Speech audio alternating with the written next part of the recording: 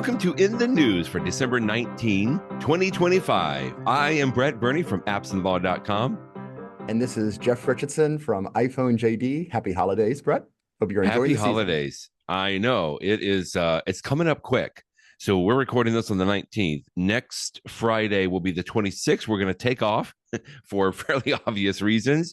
But we will be back on the 2nd, which is 2026 for crying out loud.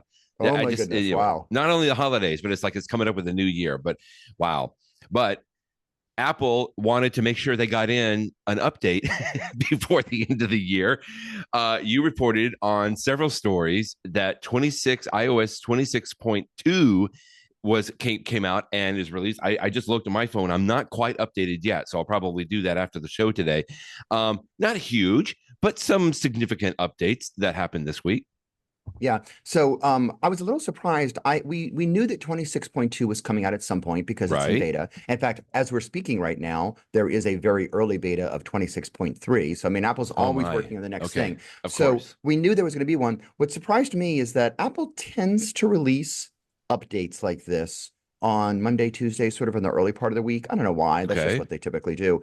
And right after we recorded last Friday, they released 26.2. And I'm like, that's a little interesting to release it on a Friday. And I think the reason for that is because the second story we're going to talk to in security updates. But let's talk about the new features first. You know, it's just a 0.1 update. So obviously nothing major, but there's a lot of stuff they packed up in here. And you really get the sense that there's a lot of features that maybe Apple was thinking about over the summer, but they knew we're not going to be ready, you know, at the get-go with 26 or 26.1. And so now they're starting to get around to it. And then there's also things that are just like, you know, improving around the edges, fixing little things, you know, everything from like little liquid gloss updates that you can control things about how liquid it is if you're having some visibility issues. I mentioned that Juli Clover of MacRumors talks about the Reminders app has an option to have an alarm go off. So when you get in a reminder, it's not just an alert; it's actually sort of an alarm type thing to give you a little bit more of a note. Interesting. And so that's sort of it. You know, there's a bunch of little bitty features in here that are sort of nice. One of them that I thought was interesting was actually for the iPad. So anything on iPhone, I know you haven't installed it yet, but anything on the iPhone that jumped out at you before I switched to the iPad? I think the main thing I saw people talking about really was, like you said, the liquid glass on the lock screen now, the time, which has always been the time at the top is what I'm talking about on your lock screen. It's always been sort of the solid color. And you had, I don't know, maybe 4 or 5 different fonts that you could, you know, select from, and you could make the time, you know, the thicker or smaller. But now you have the solid option is still there, but now you have a glass option. So here, this is a good picture here that Juli put in. Like you can tell the difference now. I've been experimenting with it just a little bit because even when you select the glass option, you can still make the time thicker or, you know, smaller. And so you kind of have to play it around to make sure, you know, for me, I like the time to be very prevalent on the lock screen because if I'm looking down at the phone, I want to see it. So anyway, you got to play around with that. I know that was such a simple, silly thing, but it's something that you stare at. You know, I'm constantly looking at my iPhone screen, right? Not just opening it up, just the lock screen for the time. And so that was small, but that was something that I know I saw a lot of people talk about on there too. And I just like it. To me, that, you know, a tiny little thing like that does make me happy because I like to experiment with the different looks and feel of it. Yeah, the notable change for me was, and maybe this is just because I'm doing multitasking on my iPad even more. So let's talk about the iPad. You know, the iPad completely changed all the multitasking when 26 came out a few months ago, right? And one of the things over the summer was that because they have a new system, which really is much better, it's much more like multitasking on a computer. You know, Windows can be any size and all that sort of stuff.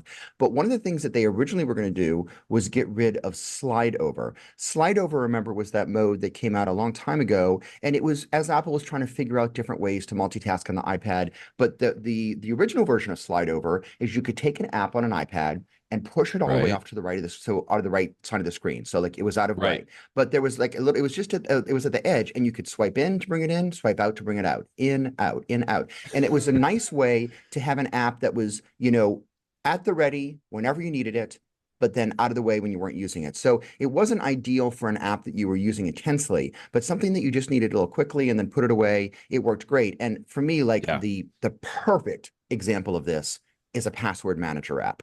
For me, 1Password. You know, all sorts of different times you're on the iPad and suddenly you need to jump into 1Password. You got to, find a credit card or get a password or a note. You just slide it in, get what you need, slide it out of the way. It was a perfect use of it.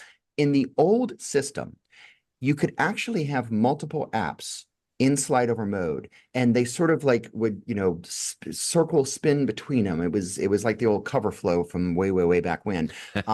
But when Apple completely did multitasking in iPadOS 26, they did include slide over mode, which is good because a lot of people liked it, but it was just one app. So it's still just one app, but what Apple has now made it is easier to change what that app is. And so this is a new change in 26.2 if you updated last Friday. And let me just as a reminder, in our current operating system for the iPad, how do you use slide over in the first place? Well, if you're in the multitasking mode, there's the different modes of the iPad, but if you're in the mode where you can have the multiple windows, like I'm looking at my iPad right now and I'm looking at an app, and you know how they have like the stoplight at the top left, the red, yellow, and green buttons. Okay. So if I go and I tap the green button onto an app, or actually I guess I have to hold down on the green button in an app, a little pop-up menu comes up when you hold down on the green button. And it says move and resize. Do I want it on the left side? Do I want it on the right side? Do I want it full screen? But the very last option says enter slide over. And when you do that, your app moves over. That becomes your slide over app. So you can slide in, slide out, slide in, slide out. So that's what we've had for a while now. Here's the change. The change is, let's say that I have, 1Password, which I have right now on my iPad. 1Password is my slide over app. But I decide, you know what? I'm actually keeping up with the news on like my Mastodon client, which is Ivory. Right. So maybe I want Ivory there right now. All I do is I go to my little the dock at the bottom of my screen, and I take that whatever icon I want. I'm going to take my Ivory icon, and I'm just going to swipe it up, and I'm going to drop it on top of the 1Password app and slide over. And now it's my new slide over app. So now I can slide in and I can slide out, and I keep going between my Mastodon client. And then if I change my mind, I'm like, you know what? I'm done with that. Now I want to go back to 1Password. I take 1Password from my dock. I'm going to swipe it on top of there. And now 1Password is my slide over app. So it's and that works from the dock, but you can also do it from, let's see, the app view. And you can also do it. There's a third way too. I put it in my post today. I forget what it is. But there's three ways. The way that I typically do it is from the app. What's the other way you can do it? You can also from the app library, the dock, or Spotlight. So if you do Spotlight, Spotlight. Those three ways of getting it. But for my most used apps live in my dock, and so it's easy for me just to drag it from the dock there. And again, I don't use slide over a ton, but it's one of those things that it's nice to have, and it's a nice feature to remember that you have. Even though most of the time when I'm doing multitasking in my iPad, I just have windows everywhere, just like I would in a computer, and that's totally fine. But there are some types of apps that it really makes sense. I don't want to look at them most of the time, but just bring it in when I need it. I'm going to use it for a second, put it back out. And now there's an easier way to swap out what that app is. So that was a nice little improvement. And as a bigger picture, I just want to say what Apple has done with multitasking on the iPad in iPadOS 26 and now 26.1 and 26.2. I just have to say, clap my hands to Apple, because they have tried so many multitasking approaches over the years, and some have been better and some have been worse. But this newest one, I really do think is the best one yet. This is the one that is just incredibly powerful for me. And let me be clear, Brett, I don't even use multitasking mode all the time. Most of the time when I use my iPad, I'm in the one app at a time mode, because that actually works pretty well for me. But then whenever I know I'm doing something that I'm going to be going back and forth, I just switch over to that multitasking mode, and it is so powerful. I love it so much. I love that I can make windows whatever size I want. And now slide over is becoming more useful too. It's just, this is not a toy. This is a real productivity tool when you want to get work done. But then when you're done with that, you just go back to single window mode, and that's fine too. I'm just really impressed. So it's a minor tweak in the operating system, but it really impresses me. It's very useful. The danger with all of these options, Jeff, at least for me, because listening to you, it's like, you're right. I don't use slide over because I kind of forget that all of some of these multitasking options are available, and I could be taking so much more advantage of them because I'm just so used to just going into that one screen mode and having the app, because I like to have, just that focus on there. But I think the beauty of it is that you can use it that way, and the vast majority of people probably do that just have an iPad that are not as quote, using it from a professional level, probably like you are all the time. But they do still provide the option. Apple provides the option that you take advantage of some of these things. Yeah. And I think I remember just going away from slide over, whenever they went to because there was a split screen and then you had slide over, right? That was one tick in the history of multitasking on the iPad. And that was huge. I remember when they came out. And then now, I mean, it's so fluid in the way that you can do it and you have so many options on there.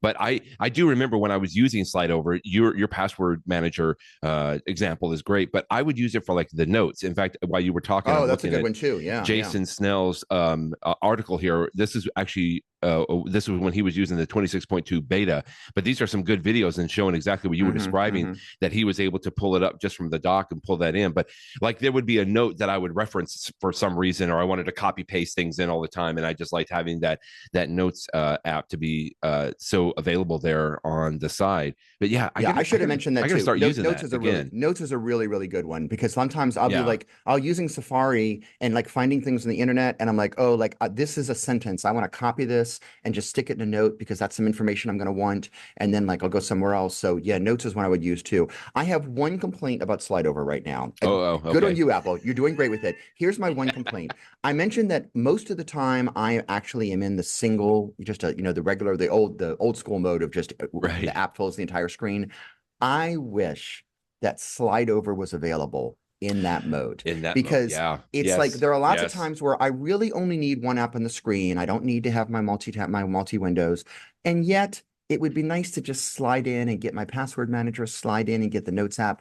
So I wish that they would bring that, and maybe they'll do it. I understand the Apple philosophy of like you're either in multitasking or you're not, and if you're not, they're like, well, you're not going to have multiple windows. You're not going to have slide over. You're not going to have everything. I do understand the simplicity, and I will go one step further. For a lot of people that are not power users, you just keep the iPad in the regular mode and you never have to worry about the confusion of multiple windows. And I could potentially see, I'm sure this happened in the old system, there are probably people that got confused by slide over because they didn't know that if they swiped from the right side of the screen, something else would come in. So I do understand it, and yet it's a simple, I mean, I know you could say it's a simple setting. The more settings you have, the more complicated things get. But like for me, I would prefer to have some little setting in the settings app of let me use slide over when I'm in the single app mode. That would make me happy. And maybe Apple will do it one day. They've done so much that I never thought they would do to make it more powerful. So anyway, enough on the slide over. Go ahead. I know. Well, I can't look at it because I'm using my iPad right now, but remind me, because I'm trying to think, we talked about these different modes, right? You in your iPad, you go into the control center, right? And then that's where you can toggle. That's how I usually change them. Through the control center. Yeah. That's what I like. And so you now can do full screen, or they call it one screen. What do they call it there? If you have your iPad in front of you, I know, but I'm even trying to think, like, I just don't even recognize, I think. Because so you know what? I think I'm mostly in multitasking mode if I think about it, Jeff, because I can't look at it now. But then I probably just drag my screen into the full window at that point, even though I'm still in multitasking mode. Okay, sorry, go ahead. So if I go to my control center, which is pulling down from the top right, and you can decide what little widgets are in your control center, but the one that I have is the multitasking widget. It's one I use all the time. And if you hold down on it, I have two choices. I have Stage Manager, which I never use anymore. I don't use Stage Manager. Some people do, bravo to you. And then there's windowed apps. And if you turn it on, there's a check mark next to it, and that's in windowed apps. And now I'm going to turn it off. That check mark is gone. And now my apps are just in, regular old full screen and stuff like that. So you can decide what you do with the different things, with either having it on or having it off. And that's how you do it. So that is very good. That's a little trick for that. Now, the last thing I want to mention about 26.2, and I alluded to this earlier, I think this is why Apple released it last Friday instead of maybe waiting until this past week on Monday or Tuesday. And that is, there are some security updates in this app. Yes, right. And there's quite a few. There's actually quite a few of them. In fact, some of them are what you call 0-day, things, which is a fancy way of saying that you have to wait 0 days before somebody exploits this because it's already being exploited right now. Right. And right. so, some of them are pretty nasty in Safari. And so I think that Apple was preparing 26.2. And then once they realized, oh, wow, there's a security issue and like some people out there are in trouble, we need to go ahead and get this fixed now. And so this is just me speculating. I don't know. But my speculation is that like, let's go ahead and push it on last Friday. Let's not wait a few more days. And in fact, one of the ways that that it's an important update is, I mean, I'm running the current 26, now 26.2, but for people who have not yet updated to the 26 world, which came out last fall, if you're still on like the prior operating systems, I'm pretty sure that Apple even released a security update for those operating systems. So whenever Apple goes back in time and updates the old operating system with a security fix, that's, that Apple is like, yeah, this is sort of a more important one. And so, sometimes Apple updates security things just because somebody finds a hole that in theory could be exploited.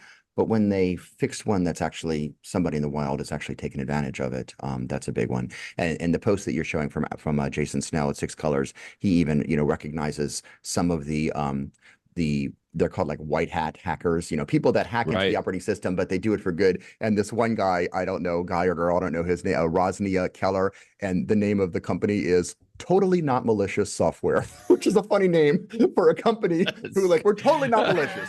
We're hacking things, but we're the good guys. We're going to let Apple know. And of course, Apple pays a bounty for people that tell them about these flaws. I'm sure that what Apple pays you is not nearly as lucrative as what the bad guys would love to pay you, the nation states that want to break in iPhones. But you can feel good that you're doing the right thing. Better. And you get some recognition too. So anyway, so that's the security update. So for people like you, Brett, who have not updated yet, I know. I mean, I'm not saying that, you're going to be targeted this afternoon, but this probably is an update you should go ahead and do, just to be safe, especially if you're going to be traveling around the holidays and using your iPhone and your iPad on public Wi-Fi and everything. Let's go ahead and let's get this update installed.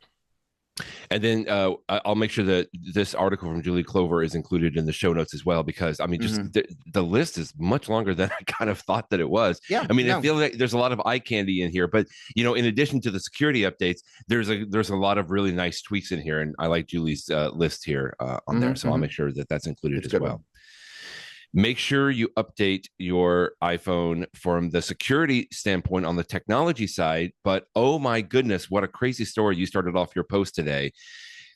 Just warning people about, I almost think of this as more of social engineering, although that's not entirely accurate. But this is a story about a gentleman that bought an Apple gift card, went to try to use it.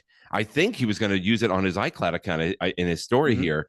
And it said that it wasn't, what was the message he got? Cannot redeem the code. And it turns out, after he did some research on this, that the code had already been compromised by somebody before he purchased it or at the store. I don't know if we can find out exactly where this happened, but oh my goodness, what a crazy story. But man, good warning, I think. Well, I mean, some people who are saying really go into some extreme, like don't even use gift cards. I don't know if we need to go that far, but man, you just got to be wary out there. Yeah. So the gentleman's name, it's Paris, and the last name is Butfield-Addison. Long last name. I don't know him, but I'm just going to call him Paris as if we're on a first name basis. Okay. Paris is based, I think he's based in Tanzania or something like that. But anyway, he's been around for a long time. He's written like books about Apple software. I mean, he's a little bit more well known. This is not just a Joe user. But one of the things that he did not too long ago, and this rings true to me because I actually did the same thing. You know how when you have like the Apple One account that we pay for, you get 2 terabytes of data, 2 terabytes, is that right, of data for the yes, 2 terabytes of data for 2 iCloud. Terabytes. You're right. That you can share that with my your family. Yep, exactly. I reached the limit the other day. I got to the 2 terabytes. Oh my goodness. Most of it is my photos album, because my photos album is pretty big, especially with video, and I try to move video out of it. But like, in fact, even as I'm looking at it right now, I'm at 1.9, but I had gotten to 2. Goodness. And you know what happens when you run out of space? You got a problem. And so I had to buy more, which is a pain because, I think Apple charges like $30 a month to get the 6 terabyte plan. Yeah. And I hated to do it because that's a lot of money.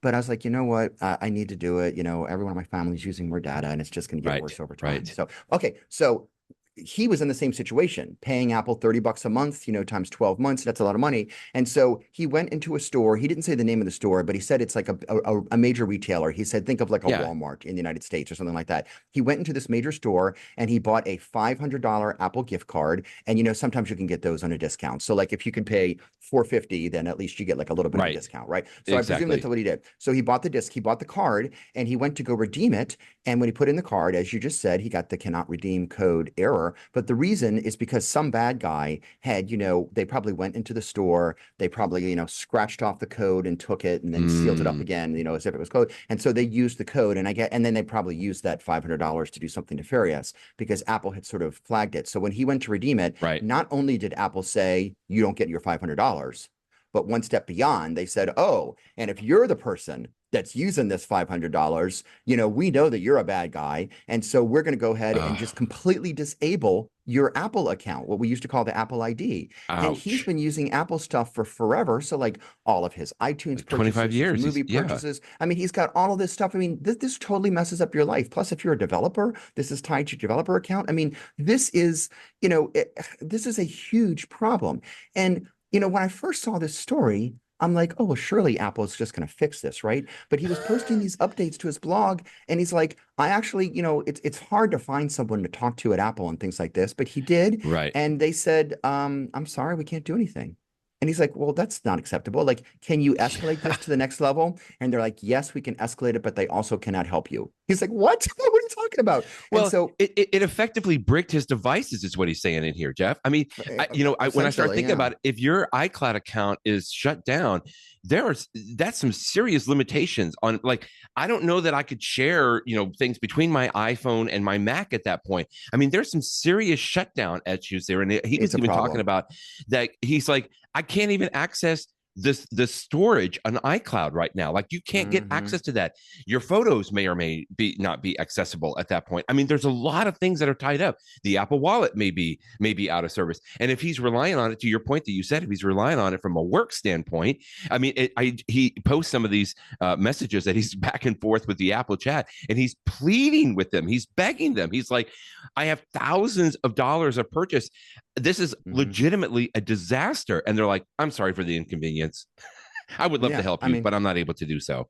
Very, very frustrating. Now, because he is a little bit in the know of the Apple system, he knew something that I did not know, and I don't know if you knew it either, but there is a team at Apple. I have imagined, like, sometimes somebody sends an email to Tim Cook, Apple CEO, and I'm sure he just says, hey, somebody have to go fix this type of thing, right? And so I just have this image in my head that there's a team of people that just get things done when Tim Cook says to get it done, but I'm making up that story. But what is true is that there is a team at Apple called Apple Executive Relations. You got to like that team, huh? Apple Executive Relations. Okay. And he actually knew about this. And so he asked the support people, here it is. Can you escalate this to Apple? I would have not ever even known to ask for that. No. And initially he was told no.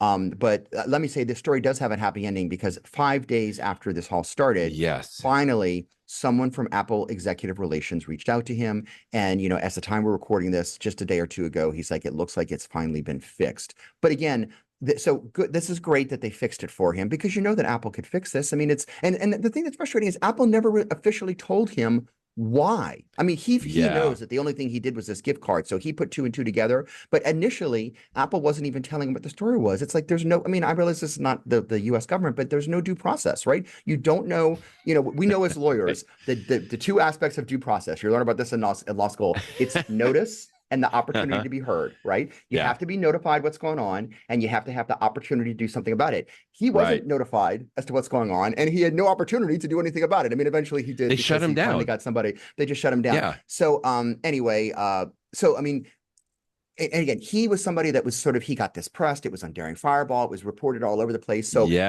obviously people, but like, if you're just Joe Grandma who buys an Apple gift card to give to someone at Christmas at the Walgreens, at the Walmart, at the Amazon, at the wherever you get it, how in the world are you going to know that somebody has already stolen the code? And then suddenly you think you're giving somebody a present, or you think you're giving yourself something, And the next thing you know, their account is messed up. And I'm not saying that this happens all the time, but the fact that it can happen at all and be this hard to fix, and he has to do this public plea that only Yeah. because, you know, it got picked up by the press, because the other ones are not going to be picked up by Correct. the press. So it's an unfortunate situation. And so that's what leads to, and you alluded to this at the end, you know, I linked to this article by Adam Engst, who's been writing about Apple stuff forever at TidBITS.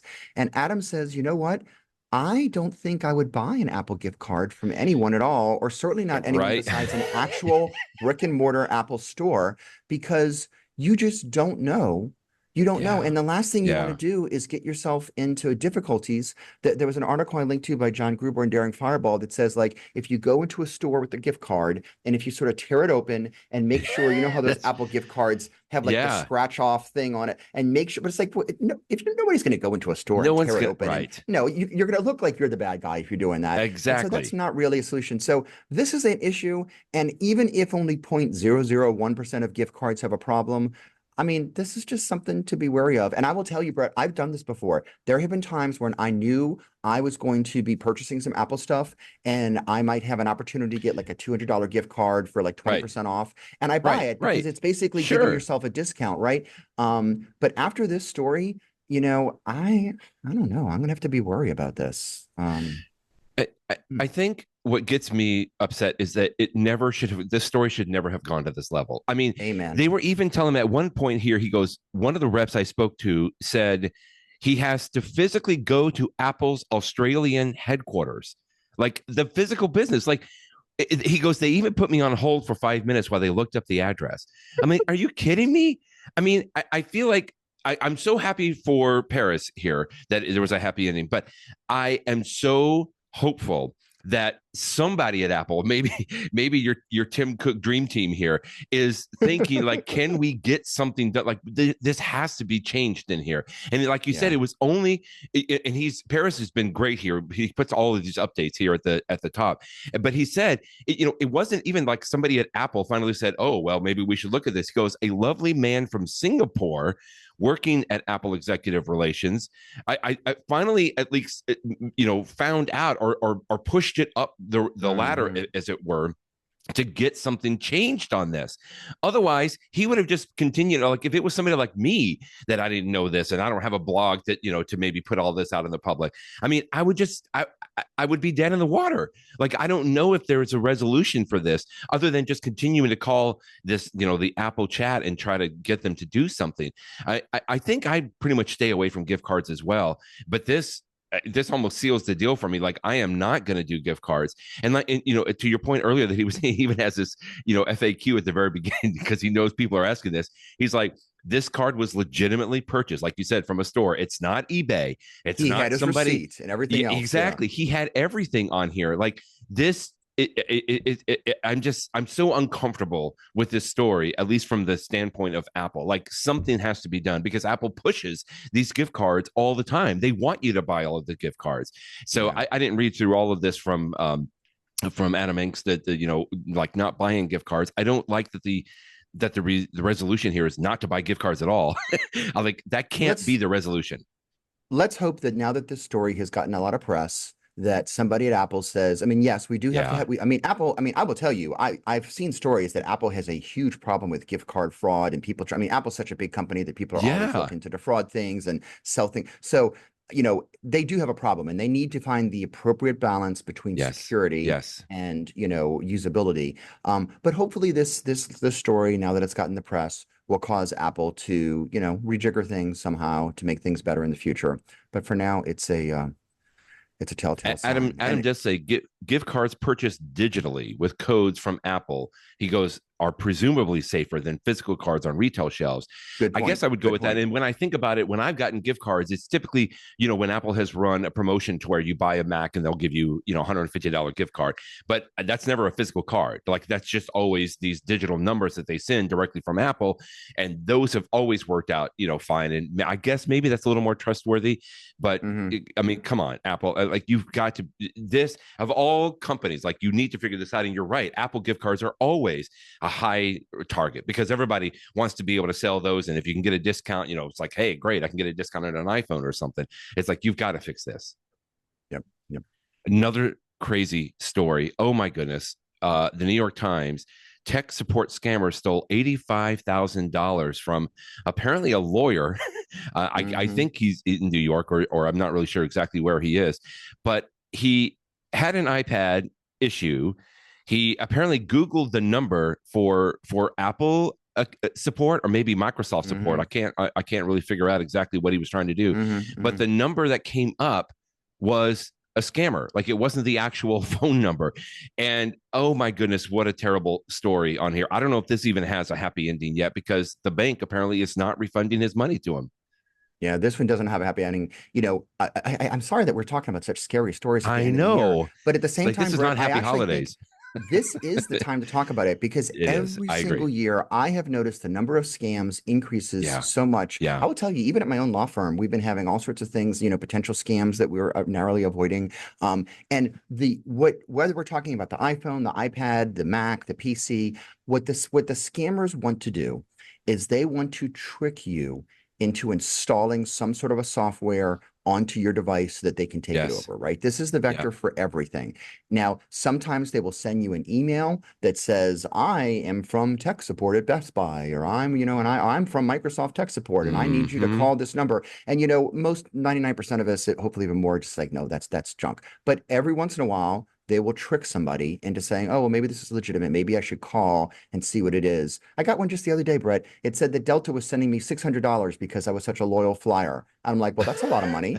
He's like, go ahead and click more to to find out more. I'm like, oh, this is not real. And then, I double checked on the internet. I was like, no, it's absolutely not real. But like, if I had followed that, you know, I would have been talking to somebody saying, oh, yes, I'm from Delta. Please do this to let me get in your computer. So what happened here, like you said, is he was trying to find tech support. He just went to Google to search for it. And the number that bubbled up was somebody that wasn't a real person. And this person ended up getting access to his I guess it was his iPad or whatever it was. But the next thing you know, he got into the guy's accounts at his bank. Yeah. And then once somebody is in your accounts, he was doing transfers and transferring money out of his account and from his checking account at Citibank. And I mean, you started off with the impact. What was it? 65, 85? I mean, it was $85,000. $85,000. And he contacted the bank immediately. I mean, the guy, he's a retired attorney. And I mean, I have to assume that, you know, this means that, you know, maybe a little smarter than the average bear. You know, this is somebody he you know, he maybe not a tech savvy person, but he can understand what's going on. So he got in touch with his bank and he said, can we stop this? But at a certain point, when you've got like wire transfers and stuff, I know this because I've actually had lawsuits that I've worked on for clients with this issue. Like when wire transfers happen improperly, sometimes you're lucky that you can stop them, but oftentimes you can't. And once that money is gone, it's gone. And banks have, because much like Apple has a fraud unit, you know, every major bank has very, very legitimate fraud units that take this very seriously. And I've talked with some of them before, you know, there are things that they can do and there are things that they cannot do. And apparently this poor gentleman, you know, unless there's an update to the story, it sounds like that money is just gone. And, you know, he has said, you know, it's, I mean, how horrible is that? Somebody took $85,000 from him. And he's like, I guess this is, you know, he'll just have to live with it. And this is just the cost of doing business. And so this just goes to show you have got to be careful. And you've got to make sure that your loved ones are careful. I mean, I had something years ago where my mother-in-law was defrauded and she thought she was talking to Microsoft and it wasn't. You know, it always happens around the holiday. It happens all 365, but it happens, I find, more around the holidays. So, you know, make sure that your friends and family members are cautious. It sucks that this is the world that we live in, but it is, and you just have to be careful. So hopefully stories like this, people hear about them. It's all awareness. I mean, I tell you, at my law firm, Brett, I am constantly, because I'm in the chair of our technology committee, and you know, a lot of this are tech. I mean, they don't have to be tech frauds, but they're often tech frauds. We are constantly sending people examples of bad stuff that's happening, because I just want everybody at my firm to be aware of it, because education is the number one thing. As long as you think about it, because the reality is we're all busy. And something comes in and you're maybe not giving it the full attention that you should, and you think it's one thing, but it's like hindsight is 20/20. But education is so important. So it's so difficult though. Your firm, Jeff, has you as a resource, and you've got folks that can help you, right? But this is a gentleman, he's a retired lawyer, he's 87 years old. He just wanted somebody to help him fix his iPad. And I know this because similar to your mother-in-law, like my mother, like she's going to call a support number. And unfortunately, he just got the wrong number. But when the person answered the phone, I'm positive that they were just lovely with him. You know, they said the smooth talking scammer who answered called himself Alex and built a rapport with Mr. Wells, the retired lawyer, assuring him that he could resolve his tech headaches. But as soon as, you know, if you just, this is the social engineering part, right? He's just building up that rapport with him. And, you know, Mr. Wells just wants it fixed. So if the guy, Alex here, just says, you know, you need to install this, I'm going to send you a code, you're going to download this, you're going to install it here. I mean, it's breaking it wide open. And Mr. Wells is going to do whatever Alex tells him to do because he wants his iPad fixed. That's all. Anyway, it's so sad that people feel like, I mean, you know, the guy at the end of the day, he's walked out with $85,000. And, you know, I think even when Mr. Wells and his assistant, he finally told his assistant after being on for several hours, when they called the bank, they said, well, it's already been moved. You know, to your point, you were saying, Jeff, it's like the amount was wired and then it's already moved into a different account. And so it's just unrecoverable, apparently, at that time. But anyway, just like you said, it's sad that we have to talk about these sad things. But if there's somebody out there that you guys are listening, that just to be wary about this, I hope that can be helpful. Yeah. Here's a quick little tip that I didn't even think of. I really continue to enjoy reading Glenn Fleishman at Six Colors here. So good. This is a great little tip when you're using she who shall not be named, or he, that you can make sure that you are having the correct phonetic pronunciations. I thought this was a great tip from Glenn. Yeah. So, I mean, you might say, hey, you know, Siri, you know who it is. You know, call so-and-so, call Joe, call whatever. And if you're saying call Joe and Joe is spelled Joe, then your iPhone's going to figure that out. But sometimes the phone can get confused if you have a name that isn't necessarily pronounced the way that it looks like it's spelled. And the example that you gave here, and this was a real world example, is that there was someone who was Karen, but instead of spelling it Karen, it was spelled Caryn. Now, most people are probably smart enough to figure out that even that spelling is pronounced Karen, or at least guess it. But apparently, Siri, Siri was not so smart. And so he has some really good tricks that there are within the contact field for a contact. There are 3 different things you can use called pronunciation for first name, phonetic first name, and nickname. And he just has like all these things. Like if you go through it and do it, and you tell your iPhone phonetically how a name is pronounced, even if it's a word that wouldn't, you know, maybe the iPhone wouldn't figure out on its own, you could sort of walk your iPhone through understanding it. And then once your iPhone understands how it's pronounced, well, then Siri will do the job and do it correctly. So I have not encountered this one before. Yeah. Actually, that's not true, Brett. I actually have. Now that I think about it, I did have this happen a number of years ago. I forget what the name was, but this is a great, you know, these fields, you know, there's all these fields in a contact that you don't see at first. You have to go to the bottom, you press whatever that button is, show additional fields, whatever. And there's all sorts of things you can add, like nicknames and titles and birthdays and all sorts of stuff. But one of them, you know, these 3 fields about phonetic names, great tip.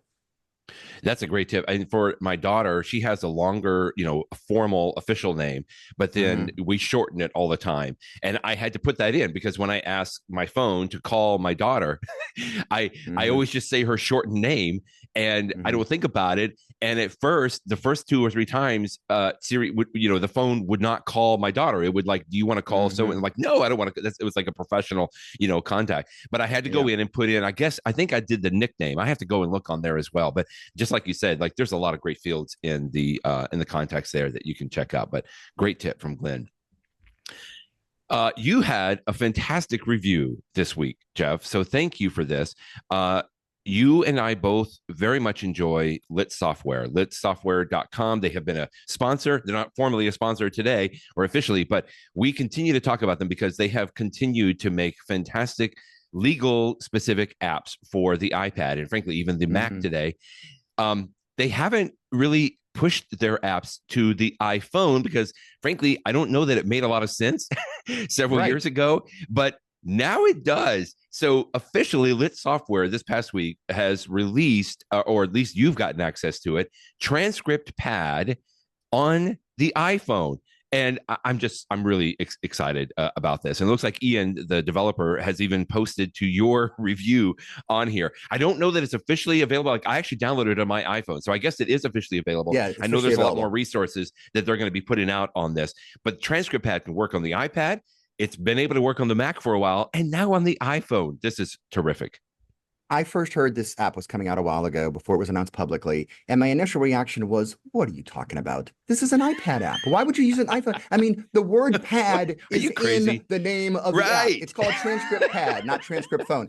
And I'm like, why would I use? Because when you think about a transcript, it's like, it's sort of full page. Even if it's just the text, like it's bigger, right? You want the more 8.5 by 11. Yeah, and I'm like, right. why would I do this on an iPhone? But I will tell you, this app, this is really, really cool because so I'm working with, let me just back up. TranscriptPad is my favorite of the lit software apps because I use it all the time. As a lawyer, I take depositions or somebody else takes a deposition and I'm reading it, and you get the little file from the court reporter with the deposition transcript and you get it in TranscriptPad. But so once it's there, you have the transcript and you can read it, of course, but more importantly, you can annotate it, and it's not just highlight something that's important. You can actually put a code on it. Like the reason that this question and answer or this series of question and answers is important is because it relates to the issue of, was the light red or green, or, whatever the issue is in your case. And so then at the end, when you have all your transcripts, you've already coded them. So if I see, like, I just want to get the key testimony on whether the light was red or green, just in one tap, I can pull it all up and get a report. So that's so useful. And there's a million other things you can do with TranscriptPad too, like, videos, stuff like that.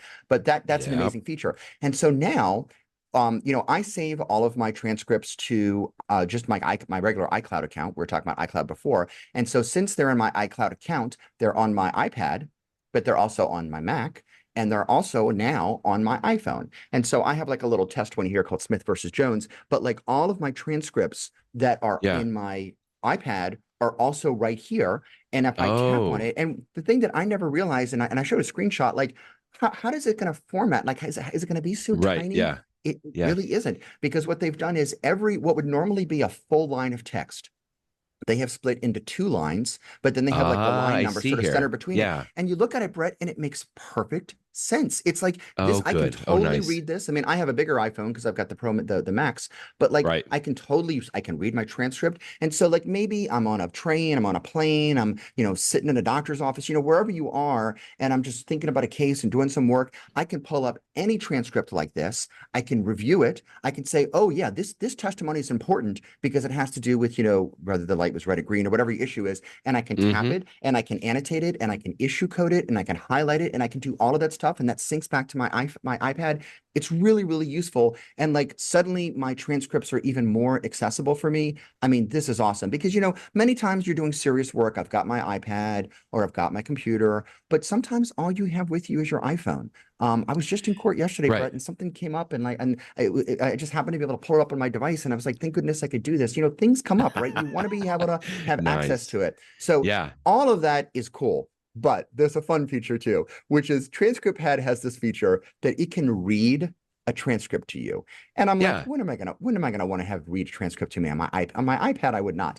But on my iPhone, this is an interesting feature because, I mean, the example I think of is I'm driving across the state to take a follow-up deposition of the plaintiff, or maybe I already had the plaintiff's deposition and I'm going to go to one of the witnesses. And like on the way there, you could now, and I haven't done this in real life because the app just came out 2 days ago, but if I wanted to sort of review the transcript on the way there, if I'm driving, I can't do that because I can't look at the transcript while I'm driving. But you can listen to it. Is I can just say, okay, start from the beginning or start from the, I may skip the beginning part and get to the really important part. And then you can just tap the little button to read it, and it will read the transcript out loud. It uses the built-in voices that Apple's had for years. You can have different voices for the questioner and the answerer. So like I had like a female voice for the question, and you can even use Apple's high-quality voices. I talked about that.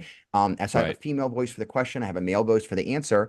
And you could either do it at 1x speed or 1.5 or 2x speed. But you have different voices for the question and answer? Oh, that's awesome. Because if you're just listening, that way is this a question or is this an answer? Exactly. It's not going to obviously be the voice. So it makes it so easy to know, even if you're just looking at the road. Now, the one thing I did not realize, so I had this thought when I was writing my review. I'm like, so I'm in the car, I'm listening to a transcript. What if I hear something that's actually important? I mean, I'm driving. I'm not going to be able to annotate it while I'm driving. Okay, I totally missed this. And as you pointed out, Ian, the developer, wrote a comment to my post, and he pointed out something I didn't know. So like I copied and pasted it and I stuck it in there. There's another new feature in this release called marked Oh, lines. look at And the that. way it works is I'm not even looking at my phone, okay? But if I'm listening to the transcript, I can just double tap on the screen, anywhere on the screen. Ooh. And when I double tap, it will start to mark the transcript. And then if I double tap again, it will stop marking the transcript. And then when I go back later, and you can see a That's little picture of brilliant. it, now, Yeah. when I'm actually sitting down in my hotel room or at a meeting or whatever, I can actually go back and say, okay, what did I mark while I was driving? Oh, it's like, oh, yeah. That's why this is so important. And Yeah, then I'll here it actually go is. add the issue code and all that sort of stuff, whatever it is. Yeah, So, yeah. what a smart thing. And again, look, don't get me wrong. I am not saying that I'm going to be using this particular feature of TranscriptPad every day, but there's going to come a time 6 months from now when I want to use it, and I'm going to be thrilled to have it, and I'm going to be using the marked line Mm-hmm. features. I think it's far more realistic for me to use the other features of having the app on the iPhone. So, but this is an essential app. I mean, TranscriptPad is, you pay for the subscription. It's $50 a month, $600 a year, which is for legal software is cheap. It's certainly more than you pay for like a silly little app for like giving you the weather or something like that. But Yeah. this is a full featured app, and now that I have access to this on my iPhone as well as my iPad, this is going to be really, really nice. So I'm super excited about this. And again, I begin by saying when I first heard about it, I'm like, what are you talking? Why would I want TranscriptPad on the iPhone? But now that I'm using it, I'm like, this is why. This is why I want to have this app. So absolutely, I'm very thrilled. This is fantastic. Good news. I'm just going to emphasize this is included in the Lit Suite subscription. Like you were just talking about the pricing here, which is the $600 for a single license. It could be a little bit less if you're doing enterprise or doing a. Yeah. But I'm just going to point out, like TranscriptPad has been one of the apps that's been around. I mean, TrialPad was first, and then TranscriptPad, but Ian and his team have also put out the doc review pad. They've put out the exhibits pad. They put out last year the timeline pad app. And all of those could be used on both the iPad and the Mac. So as part of your subscription, you're getting the ability to do that. And then now this transcript pad for the iPhone, he's going to have to call it transcript phone, I think, at some point. But the transcript pad app for the iPhone is included in the Lit Suite subscription, right? And it's just, I know people have always pushed back on some of the pricing on there, but if you think about it, like this is an amazing deal that is just all inclusive on paying for that on there. I just want to ask quickly, going back to like the reading aspect, because that's my first thought when I heard this. Like, are you kidding me? Like, I don't know if I can see this, but you mentioned this here, that you can see the text, but you can make it bigger as you want. And can I also ask, I see the little, what to me looks like a font button up here. Can you change the font in there? You can. So some people like, you might want Times Roman or Courier, or you might want a, sans serif font on there as well. Okay. So you have that capability that you can go in and make some of that changes. I haven't done that, but if I tap on font, there's like 1, 2, 3, 4, 5, 6, 7. There's 7 different fonts that you can use. Oh my goodness. Okay. So, you whatever looks best for you. For me, the standard font is perfectly fine. So you can change the font, you can change the size, and then there's an option you can toggle on and off, whether you want the questions in bold. I've always done that. So anyway, I've always done. Yeah, I love that. And then the last thing quickly I just want to ask is reports. I know on the transcript pad, you generating those reports are just amazing because you can customize exactly what you want to export out. I think you initially said that you're not able to do that, but then Ian corrected you. But I was wrong. Yeah, I just at least some limited. Yeah. Okay. Yeah, I didn't see it. So I thought that you couldn't do it, but it turns out it's there. I was just looking in the wrong spot. The only limitation is that on the iPad, you can create a report for your entire case. So let's say that we've deposed 7 different witnesses, and I want to know I want to have a single report that has what all 7 witnesses say about whether the light was green or whether the part was defective, whatever. I can do that on the iPad. And if I understand correctly, on the iPhone, you can create reports for a single witness, but you cannot yet create a report across all the witnesses. But whatever, it's some kind of limitation. I mean, again, 90% of the time that I do it, I just do it on a witness by witness basis. But sometimes I actually do it across the entire case. So they're not, they're not yet at full parity. Who knows if that'll change in the future? But again, the core feature for me is reading, annotating. And then pulling up the key testimony. Very nice. And then sorry, because I keep it, and I need to test this as well. But because your case file is in iCloud, so you make a change or you add something, a designation on your phone, you can then later open it up on your iPad in TranscriptPad, and it'll be there. Correct. In other words, it's synced. I call it syncing. And I that's tested that. working. It syncs. I That's tested it. It great. syncs. That's And you have amazing. to wait, like you Okay. wait just about, I don't know, after you finish your change, you need to wait like 20, 30 seconds or something like that. And then it syncs Yeah. over. Yeah. And Yeah. I tested it. I made some revisions on my iPhone. I went Excellent. back to my Okay. iPad. They were there. That's fantastic. I love that. Well done, Lit Software. And thanks for being sponsored in the past. And man, just keep putting out some fantastic apps. And thanks for your review as well, Jeff. Okay, let's wrap it up quickly. But I love your little videos at the end, as always. You know, if you're out trying to outrun Godzilla and you need to maybe buy some Twizzlers on the way out of town, you can you can use Apple Pay. I just thought this was a cute little commercial, and you have to watch it to understand. It's cute. Worth watching. Worth watching. Yeah, worth it. All right, in the know. In the know. Because we were talking about the lock screen, I just wanted to let people know this has been out now for several months since iOS 26 came out. But on the lock screen, I've always had my clock at the very top and just in the regular way that it's always been available. But with iOS 26, they gave you the ability to, like, I call it stretching the time a little bit more. I think people have experimented with this. I remember I experimented with it when it first came out, and then I just went back to the normal way that I did it. But I like the fact now, if you tap and hold on your lock screen, you can tap the customize button at the bottom, right? This is how you go and you customize your lock screen. Now, there's a variety of different things that you can do. And I keep experimenting with what widgets that I want, because I inevitably always want some widgets on my lock screen. Like I've really gotten familiar with those.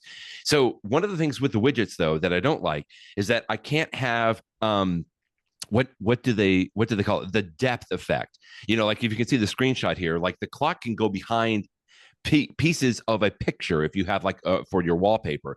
And I like that, except that if you got widgets, I think it pretty much turns that option off. I've always liked having the time at the top and then my widgets right underneath the time. But one of the other things that you can do is when you go into the customize option, there is a little slider now that it's like a drag handle is what they officially call it at the bottom right of the clock. And you can just take that now and you can drag it as long or as short as you want the clock to look on your lock screen. My only complaint that I have about this, though, Jeff, is as soon as you start dragging that down, your widget bar immediately jumps to the bottom of the screen. Now, I think I can get used to this. I'm always used to having the widgets at the very top, you know, right immediately under the clock. But I've just started experimenting with this now, so that I have like my long clock at the very top, which is nice because when the iPhone is just sitting next to me and, you know, the screen goes off, the clock is a lot more visible to me, even though it looks stretchy a little bit. Yeah. But you can experiment with the different ways, you know, the different fonts that you want to have.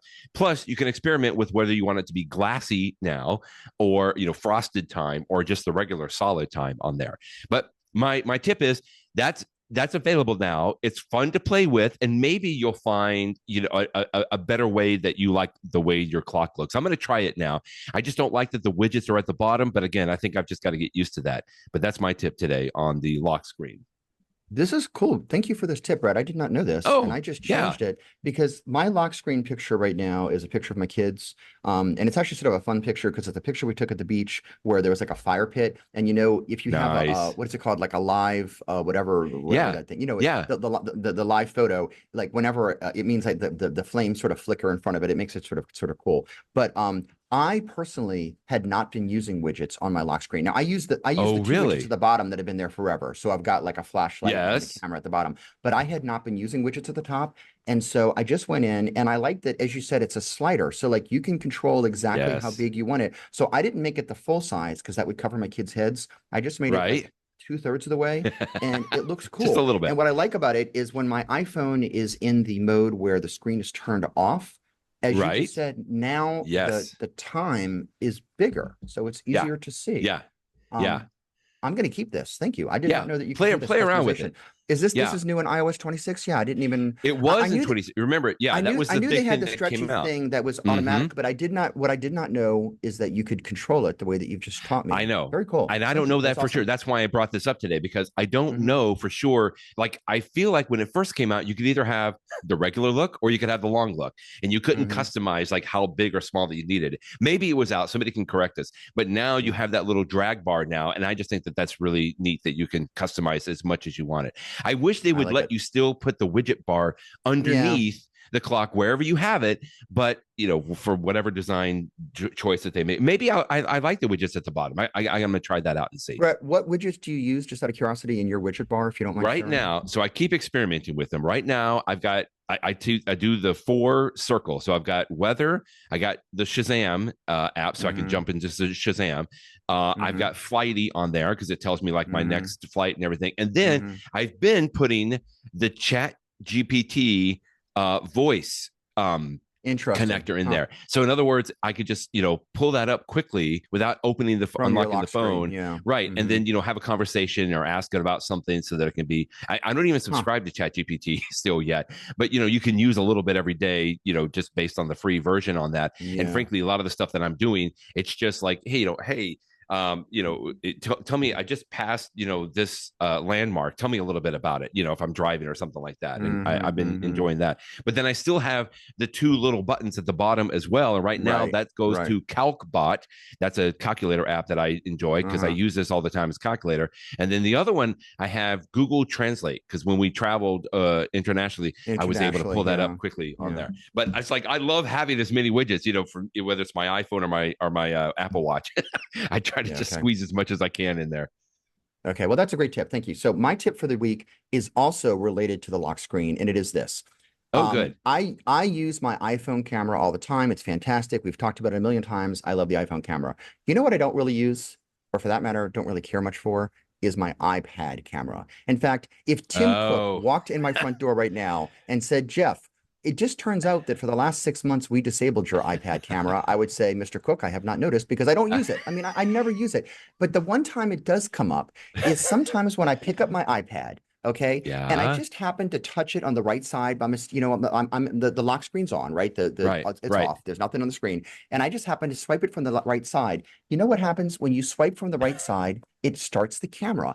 And on my iPhone, I actually use that sometimes. Sometimes I do get to the camera by swiping. You do? Although I also have the camera control button, so I don't need to, but sometimes I do from habit. On my iPad, the percentage of times that I actually want to open up the camera app is 0%. 0% of the time do I ever want that to happen.